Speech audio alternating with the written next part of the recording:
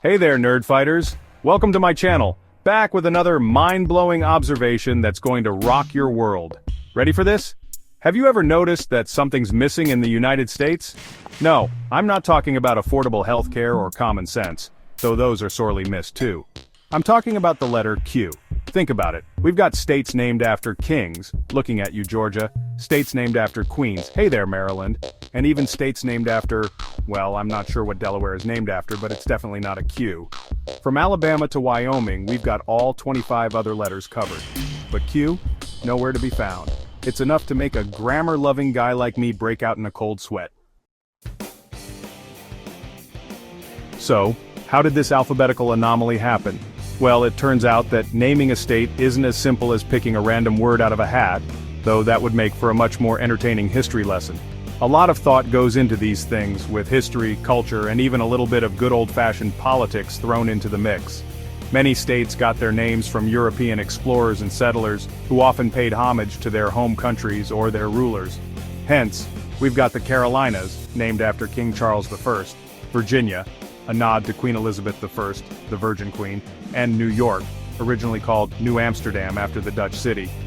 Others, like Pennsylvania, meaning Penn's Woods, and Washington, named after our first president, George Washington, honored important figures in American history. Now you might be thinking, okay John, but why is the absence of Q such a big deal? And you know what? You're right to ask. It's just a letter, right? Well, yes and no. Letters are more than just squiggles on a page. They're the building blocks of language, and language is how we communicate, how we express ourselves, how we make sense of the world around us. Each letter carries its own weight, its own history, its own cultural baggage. And Q, my friends, is no exception. It's a letter that demands attention, a letter that stands out from the crowd. So its absence from the US state names feels, well, it feels a little bit like a missed opportunity. Section 4. Lost and Found in Translation, Native American Influences. But here's where things get really interesting. While European influences are definitely present in many state names, we can't forget about the rich history and culture of the Native American tribes who were here long before any European explorers set foot on this land.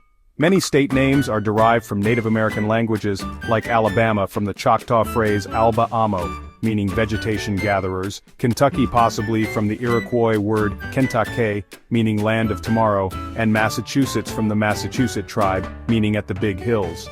These names are a testament to the enduring legacy of Native American culture in the United States. And who knows, maybe there's a Q hiding in plain sight, just waiting to be rediscovered through a deeper understanding of these languages. Section 5. Game Night Quandary, the Q that wasn't. So, what's the takeaway from all of this?